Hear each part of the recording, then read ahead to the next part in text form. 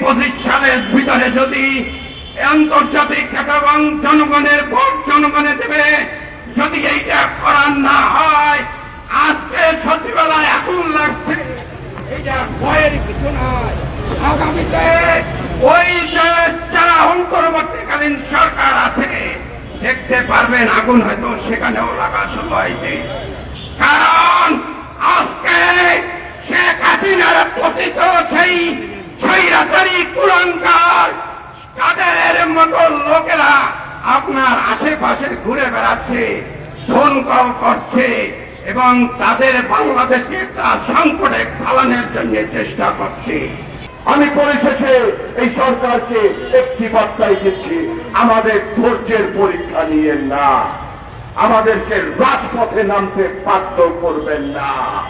অতি শীঘ্রই একটি নির্বাচনের রোডম্যাপ ঘোষণা করুন।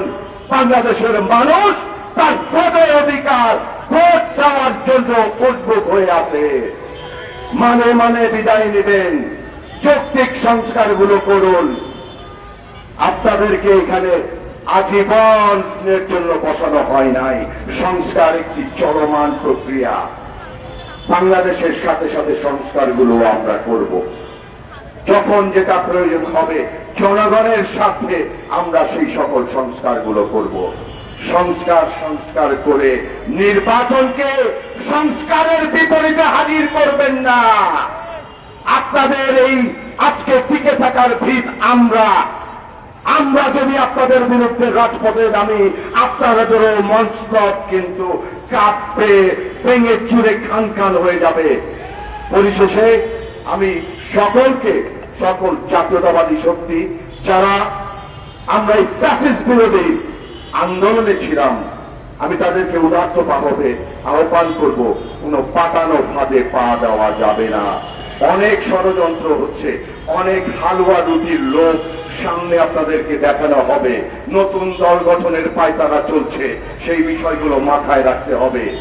ঈমান, সততা এবং ন্যায়ের সাথে আমরা বাংলাদেশের জনগণের অধিকার আদায় করবো ইনশাআল্লাহ।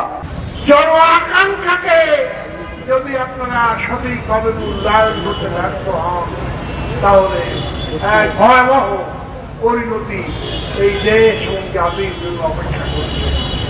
ভাইয়েরা আমার, শুধু বাংলাদেশের অভ্যন্তরে নয়, বাংলাদেশের বর্ডার এলাকার চারিদিকে আজকে যে উদ্ভূত পরিস্থিতি, তাকে আমরা উপেক্ষা করতে পারি না, অবহেলা করতে পারি না। আজ আমাদের চট্টগ্রাম, পার্বত্য চট্টগ্রাম সহ এই অঞ্চলে যে অস্থিরতা, যে উন্মাদনা সৃষ্টি করার অপচেষ্টা চলছে, তাকে মোকাবিলা করার জন্য আমাদেরকে আরো সুদৃঢ় ঐক্য সেই অগ্নি পরীক্ষায় আমরা জয়যুক্ত হব। দেশের জনগণ ঐক্যবদ্ধ হবে।